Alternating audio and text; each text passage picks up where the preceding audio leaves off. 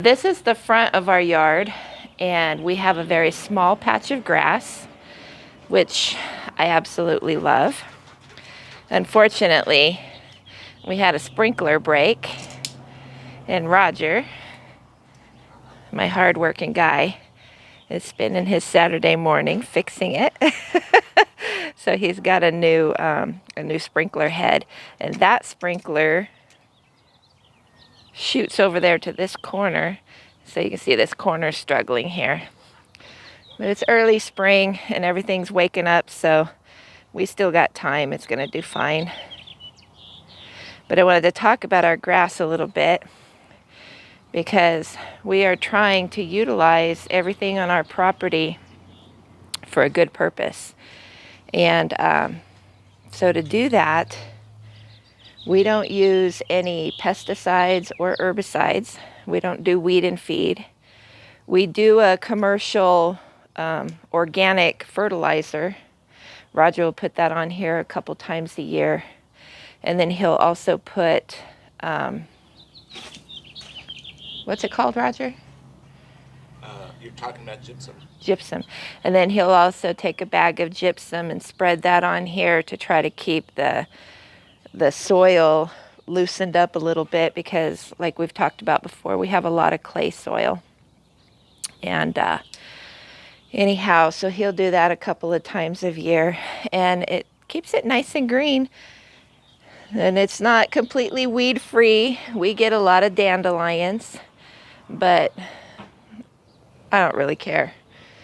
It's still green, and sometimes the dandelions are kind of pretty with the little yellow flowers coming up through the grass.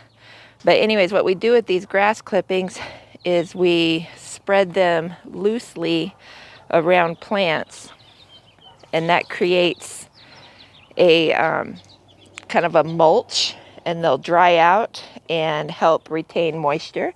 Since we are in the high desert of Southern California, it's pretty hot and water evaporates very quickly. And so we try to keep things on top. And then when it breaks down, it just feeds the soil, which in turn feeds the plants. So, depending on your gardening skills, on how much you have to deal and contend with grass and pulling back and doing irrigation in the grass. So, a couple tips or things that we work hard on is that to keep the grass flat and level. There's a part of working on the dirt where you don't want mounds and hills, and as you dig and do irrigation repair, it turns into a very problematic issue, because when you put the dirt back, it could have some ugly mounds that make it difficult. So when you dig out the grass, we kind of do a dig along the side and peel it back, dig out the dirt. And if you want to come and take a look real quick, we exposed the nub and the broken sprinkler over here, and we have a replacement sprinkler that comes right here. So in that, most gardeners have trouble with this because you got to run back to the sprinkler controller to turn it on for a minute or two. And then that's where, and we can talk about it later in this episode or another one, where we have a Wi-Fi or a irrigation controller that connects to our Wi-Fi. So it is on our phone, and we literally hit turn on for a minute or whatever just to let it run, and then able to pause it right from where you're working. And I can tell you, we had another YouTuber that introduced this to us, and Sheila may be wanting to share that later on who that was, but a game changer, because for those that have to do this kind of work, it's very problematic, and usually a two-person job where you have to have someone turn on and off while you're working, and then you're covered in mud and all that. So anyway, other than that, I agree with everything that Sheila said, and we have a blast doing this. We recorded a video about 2 weeks ago where we put in drippers into these pots, these fabric pots, and we said that sunchokes were planted in there. Just wanted to give you an update that they have sprouted. They're happy with the water that they're getting, and I can't wait to see. This one's smaller, but they're up. And I can't wait to see how tall they get and see how pretty they are. And we also had mentioned that our grape vines were not doing well. But in 2 weeks' time, look at all the growth that we have on there. So we have life. Super exciting. But I wanted to share what we're doing. Roger just finished mowing the grass, and I've got a bag full of grass clippings. And we like to use that grass to mulch around some of our plants. It feeds the soil, it breaks down, provides a mulch layer to keep moisture in while it's breaking down. And so I wanted to mulch these 2 grape plants today and probably put some in with the sunchokes too.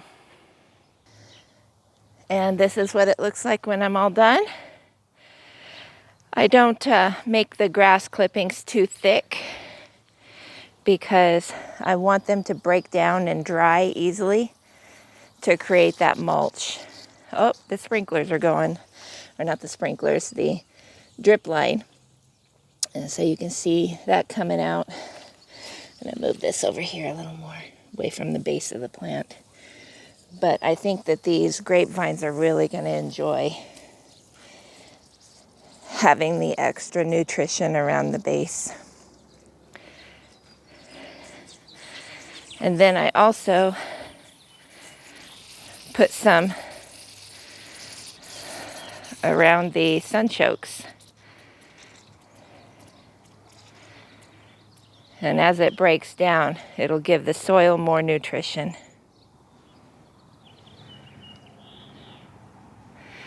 And the other thing I did, I had some left, so I put them around about half of our fruit trees. So when he mows the grass again, I'll go ahead and mulch around the rest of the fruit trees. And just when you live in a hot area, it's important to try to retain as much moisture. And with the drought going on, you don't want to waste water.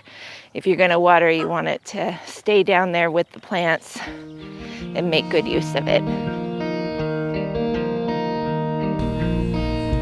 Thank you guys so much for hanging out with us as we learn to live a more natural lifestyle. I hope you have a blessed day.